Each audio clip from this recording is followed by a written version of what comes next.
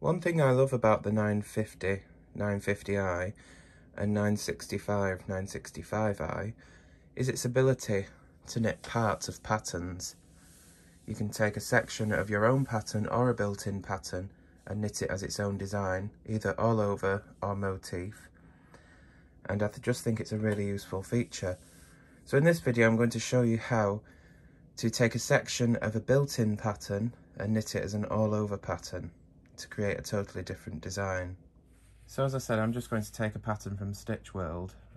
This pattern book comes with the 950, 950i and the 965, 965i. I'm going to turn to page 23, and if we look at pattern 74, I'm just going to knit the elephant as an all-over pattern. So if we turn to page 141, we can see it here in graph form. Now what we need to do is we need to find the bottom, the top, the left and the right of the pattern section we want to take from the larger design. So I will need to take row 25 as the bottom, row 36 as the top, and stitch 7 as my left edge stitch, and stitch 18 as the right edge stitch. And this will give me a pattern size of 12 stitches wide and 12 rows. If I just get this sheet of paper here, I can show you the section I'm going to isolate. So that there will be my top line.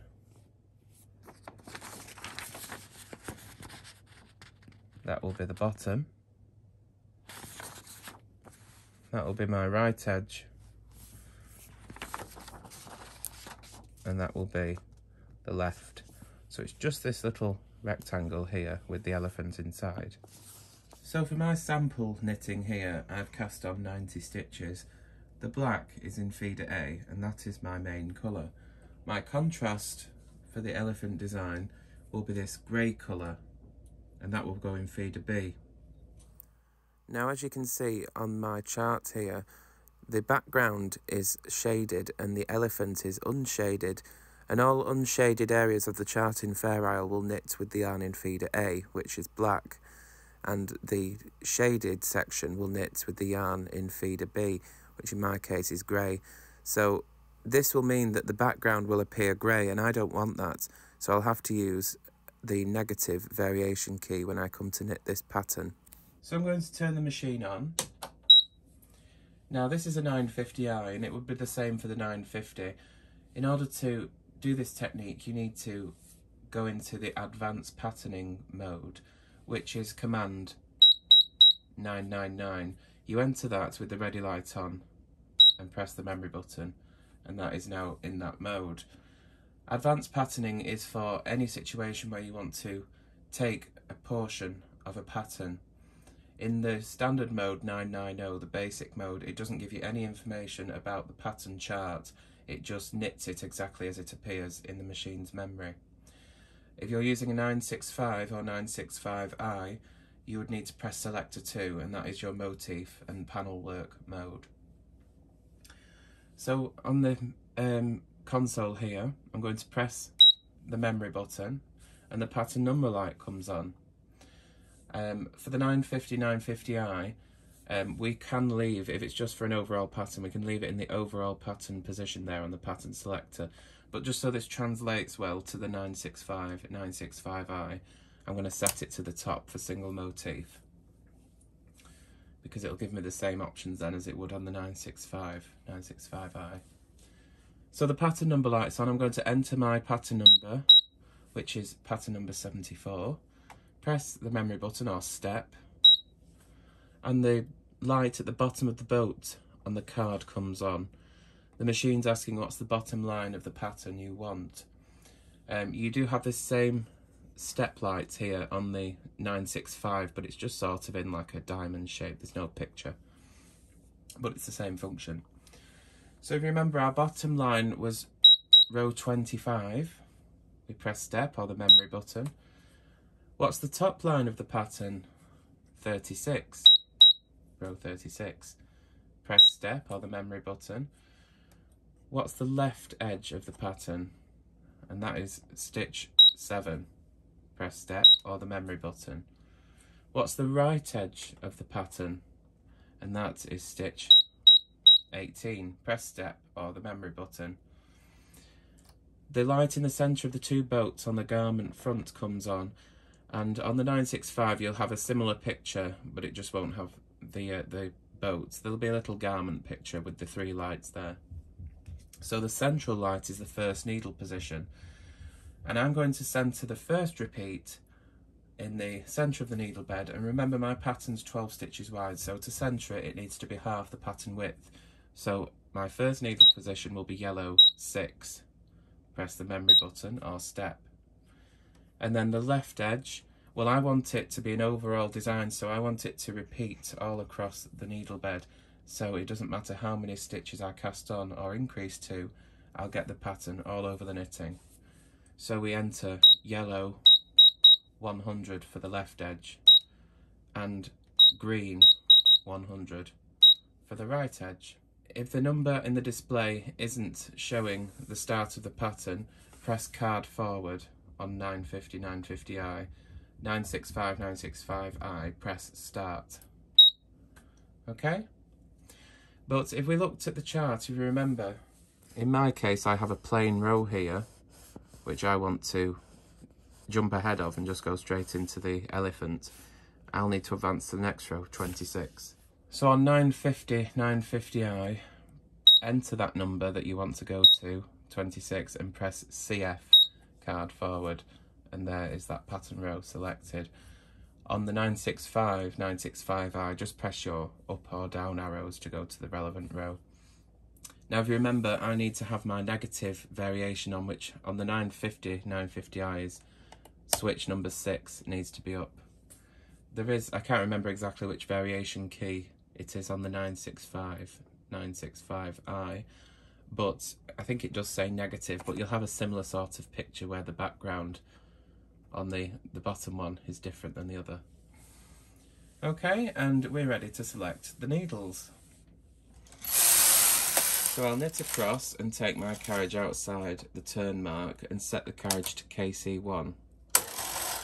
And because I'm going into Fair Isle here, I'm just going to knock up my tension a little bit, maybe 2 dots. And the needles have been selected for that first row. So now I'm just going to add in my second colour into the carriage, into feeder B, press MC for multicolour, and we'll be knitting in Fair Isle.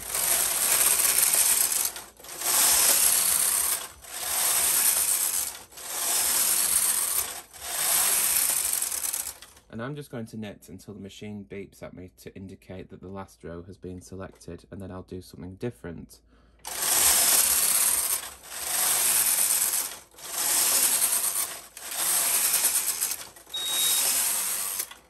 Okay, so the last row has been selected now, which is that plain row at the top. And because when the pattern repeats again, there'll be another plain row, there'll be 2 plain rows in this particular pattern.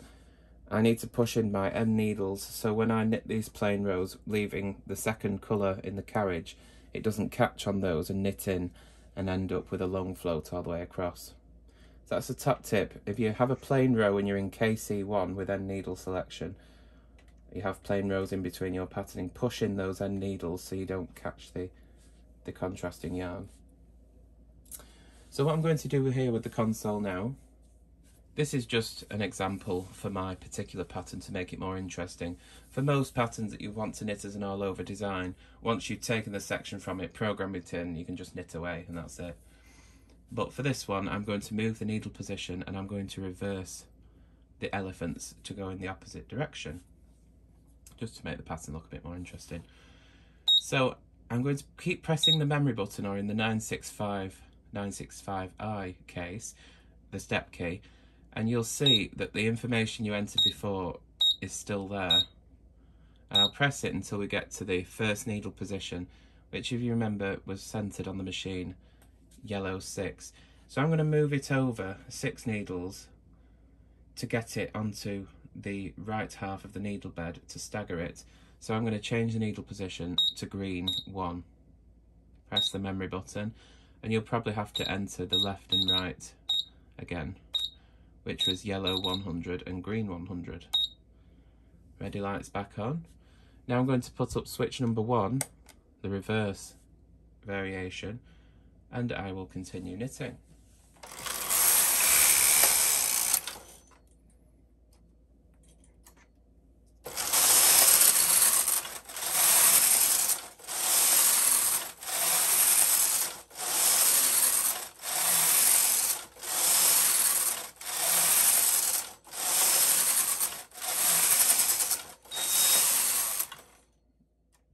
My last row selected, and I'm just going to turn off my reverse and put the needle position back to yellow 6, and I'll keep repeating this process for the remainder of this pattern.